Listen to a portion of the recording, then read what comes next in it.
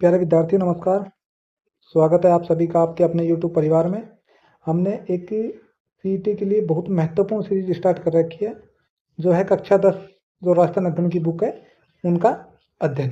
ठीक है, अगर आपको सीईटी में बहुत अच्छे नंबर लेके आना है तो आप इस सीरीज से जुड़ना ना भूलें। लगभग एग्जाम में यहाँ से 60 से 70% क्वेश्चन पूछे जा रहे हैं। ठीक है, तो अगर आपको क्लास अच्छी लगे तो चैनल को सब्सक्राइब कर लें और अपने यार दोस्तों को शेयर जरूर करें।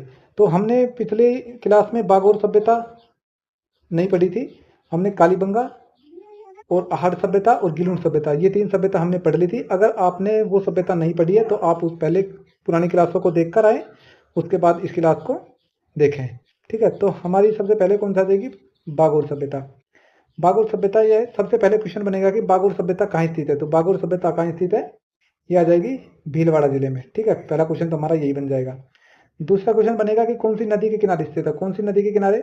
कोठारी नदी के किनारे। ठीक है, तीसरा क्वेश्चन आ जाएगा कि इसकी खोज किसने की थी। तो इसकी खोज की थी डॉक्टर वीएन मिश्र ने। और चौथा क्वेश्चन बनेगा कि कब की थी। तो कब की थी? 1967 से 1970 ईस्वी के बीच। ठीक है, तो हमारे यहाँ से 4 क्वेश्चन बन रहे हैं। सबसे पहले बागुर सभ्यता कौन से जिले में स्थित है? भीलवाड़ा में। कौन सी नदी के किनारे? कोठारी नदी के किनारे। और किसने इसकी खोज की थी? तो डॉक्टर वीएन मिश्र ने।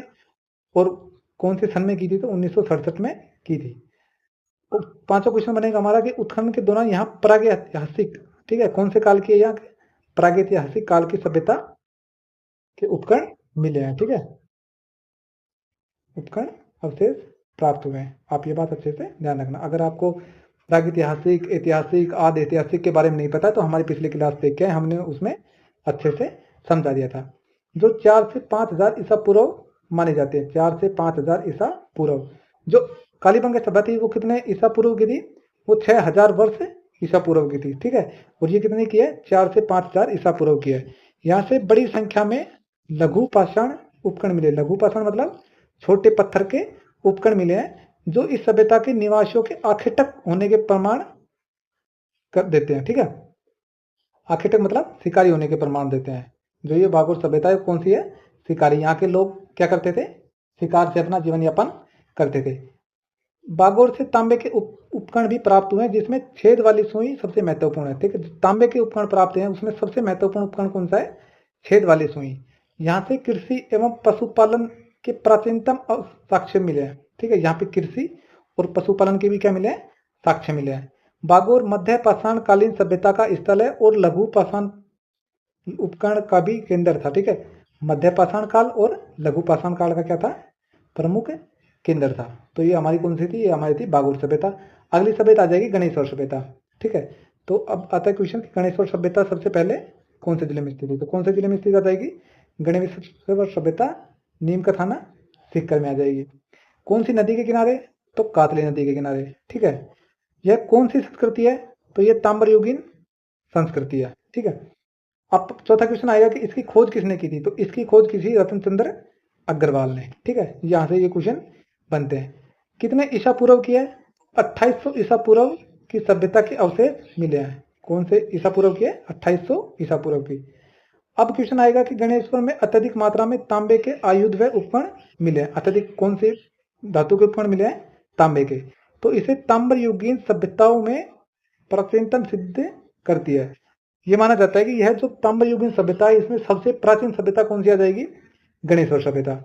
यहाँ से प्राप्त तांबे के उपकरण में 99% तांबा है, जो इस क्षेत्र में तांबे की प्रचुरता प्राप्ति का प्रमाण है। ठीक है, जो सीकर वाला क्षेत्र है, सीकर वाला जो खंडेला की पहाड़ियां और खेतली सिंगाना, ये किसका क्षेत्र है? यहाँ पे सबसे ज्यादा क्या पाया? तांबा पाया जाता है।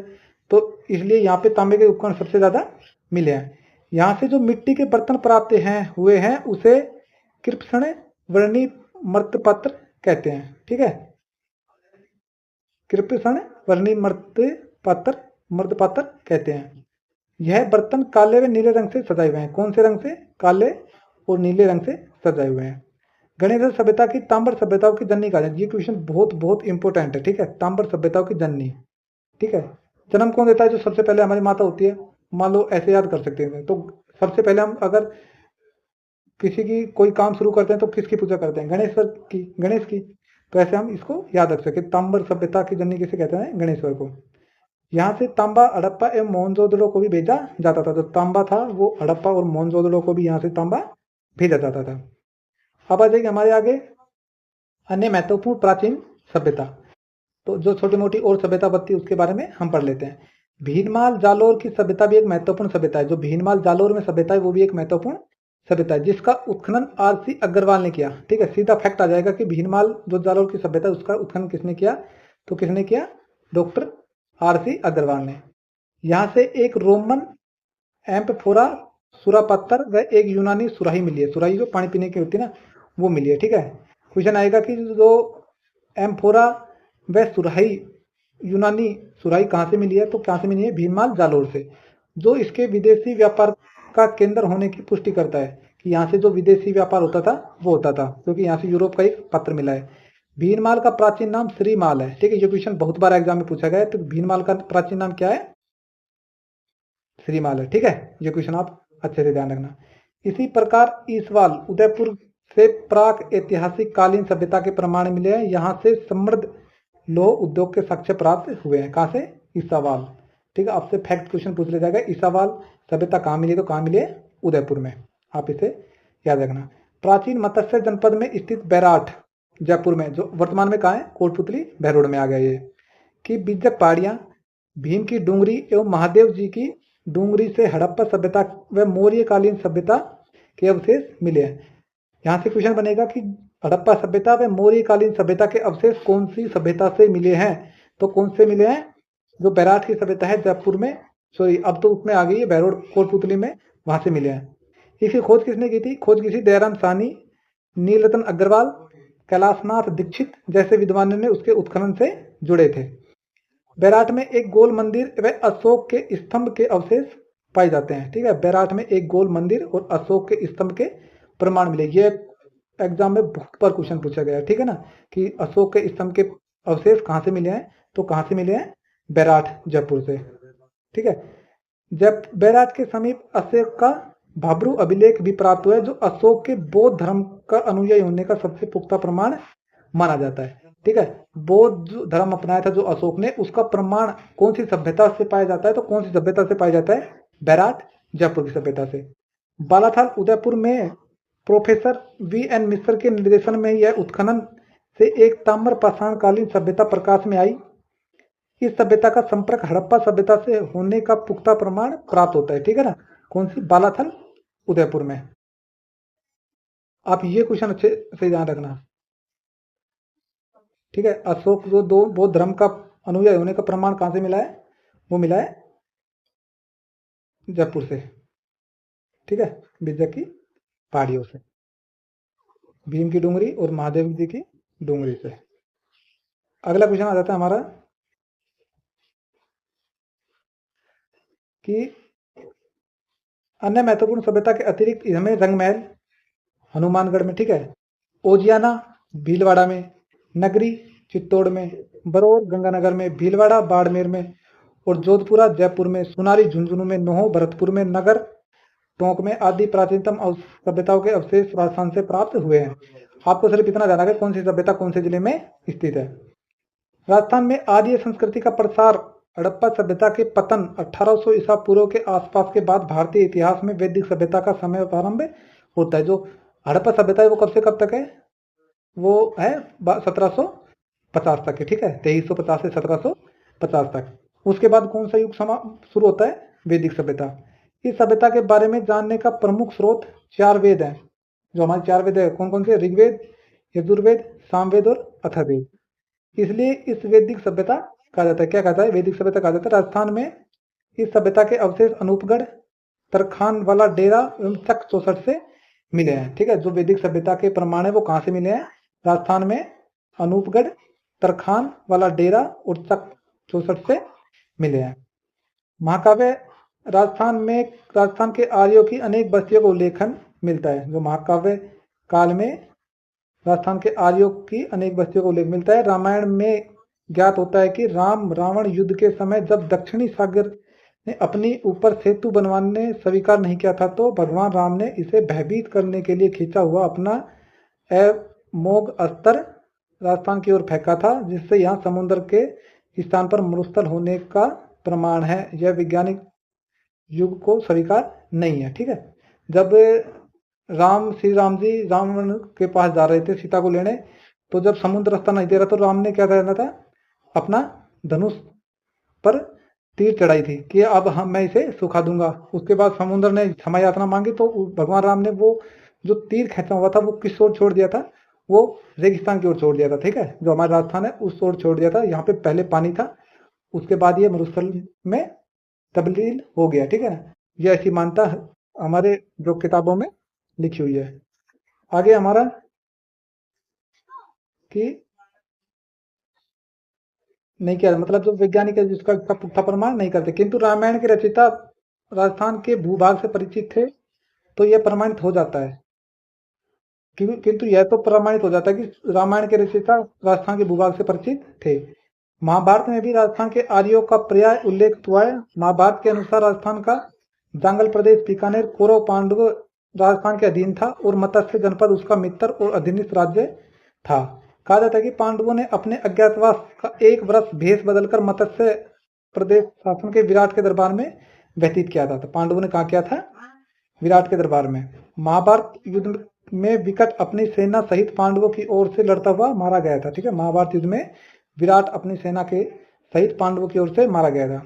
अतः भारतीय इतिहास की भांति महाभारत के युद्ध के पश्चात में महात्मा बुद्ध के समय तक राजस्थान का इतिहास भी अंधकार में है, क्योंकि इस समय अन्य के बारे में जानने का पर्याप्त पुरातात्विक व लिखित साक्ष्य प्राप्त नहीं है। ठीक है, जो महात्मा बुद्ध का काल है वहां तक का कोई पुख्ता प्रमाण नहीं मिल रहा है।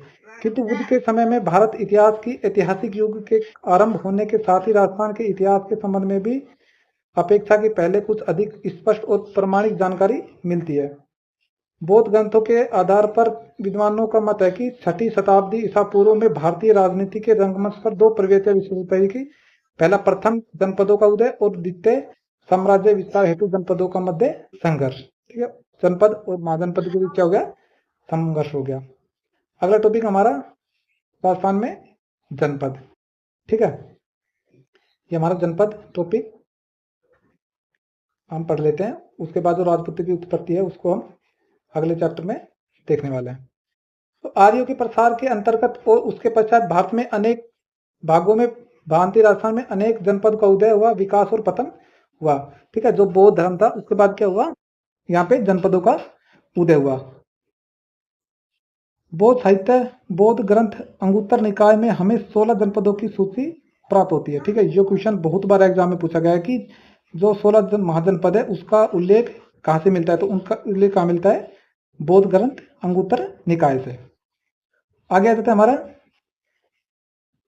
कि 16 जनपद का उल्लेख हुआ है, इसमें से मत्स्य जनपद तो राजस्थान में ही स्थित है और राजस्थान के अनेक भागों में कुरु, सूरसेन एवं अवंती महाजनपद के अंतर्गत थे। इसके अतिरिक्त चित्तौड़ के आसपास का क्षेत्र शिव जनपद कहलाता था। ठीक है, जो चित्तौड़ का क्षेत्र है ना मेवाड़ का, वो क्या है, शिव जनपद। 327 ईसा पूर्व में सिकंदर के आक्रमण के कारण अपनी सुरक्षा और अस्तित्व की रक्षा के लिए पश्चिमोत्तर सीमा से कुछ कबीले मालवा, अयोध्या और अर्जुयान राजस्थान में आकर बस गए। ठीक है, मत्स्य जनपद, अब हमारे राजस्थान में कौन सा था, मत्स्य जनपद, उसके बारे में पढ़ते हैं। आर्य जन के रूप में मत्स्य जाति का उल्लेख सर्वप्रथम ऋग्वेद में हुआ है। मत्स्य जनपद का उल्लेख सबसे पहले कहाँ हुआ है, मत्स्य जाति के रूप में ऋग्वेद में। जो इसकी प्राचीनतम का प्रतीक है, शतपथ ब्राह्मण और कौस्तिकी उपनिषद में भी मत्स्य जनपद का उल्लेख मिलता है। तो हमारे आ जाएगा कि मत्स्य जनपद का उल्लेख कहाँ मिलता है, तो सर्वप्रथम ऋग्वेद में जाति के रूप में, और शतपथ ब्राह्मण एवं कौस्तिकी उपनिषद में भी मत्स्य जनपद का उल्लेख मिलता है। महाभारत में भी मत्स्य जनपद की गणना भारत के प्रमुख जनपदों में की गई है। अनुमान है कि दक्षिण में इसका विस्तार चंबल की पहाड़ियों तक तथा पश्चिम में पंजाब सरस्वती नदी के जंगलों तक था। इस प्रदेश में अत्याधुनिक जयपुर, अलवर, धौलपुर, करौली, भरतपुर के कुछ भाग सम्मिलित थे। ठीक है, आप ये ध्यान रखें मत्स्य क्षेत्र में कौन कौन से जिले स्थित थे। महाभारत काल में मत्स्य जनपद का शासक विराट था, जिसने जयपुर से 85 किलोमीटर दूर विराटनगर बसाकर उसे मत्स्य जनपद की राजधानी बनाया। ठीक है, मत्स्य जनपद की राजधानी बनाया। मत्स्य जनपद की राजधानी बनाया। विराट की पुत्री उत्तरा का विवाह अर्जुन के पुत्र अभिमन्यु के साथ हुआ। ठीक है, जो विराट की पुत्री थी उत्तरा का विवाह अर्जुन के पुत्र अभिमन्यु के साथ हुआ। इन्हीं का पुत्र परीक्षित कालांतर में पांडवों के राज्य का उत्तराधिकारी बना। जो पांडव थे उनका उत्तराधिकारी कौन बना? परीक्षित। महाभारत काल के पश्चात मत्स्य जनपद के इतिहास के संबंध में अधिक जानकारी नहीं मिलती। ठीक है, जो महाभारत काल था उसके पश्चात जो मत्स्य जनपद है हमारा, उसके बारे में अधिक जानकारी नहीं मिलती। किंतु डॉक्टर गोपीनाथ शर्मा का मत है कि महाभारत काल के बाद कुरु और यादव जनपद निर्बल हो गए थे। निर्बल मतलब खत्म हो गए थे, कमजोर हो गए थे। इन शक्तिशाली जनपदों की निर्बलता का लाभ उठाकर मत्स्य राज्य शक्तिशाली हो गया और उसकी राजधानी विराटनगर की समृद्धि में वृद्धि हो गई। जो ये कुरु और यादव निर्बल हो गए थे उसका लाभ उठाकर किसने? मत्स्य जनपद ने लाभ उठाकर शक्तिशाली हो गए। मत्स्य जनपद के निकट आधुनिक अलवर के कुछ भाग में साल्व जाति रहती थी। जो अलवर का क्षेत्र है वह कौन सी जाति रहती थी? साल्व जाति। अस्पष्ट सीमा को लेकर इन दोनों में प्राय संघर्ष होता रहता था। साल्वों की भांति चेदी जनपद में भी मत्स्य जनपद का पड़ोसी था। चूंकि दो पड़ोसी राजनीतिक शक्तियों में प्राय शत्रुता रहती थी, अतः चेदी और मत्स्य जनपद में भी संघर्ष चलता रहता था। एक अवसर पर चेदी राज्य ने पूर्ण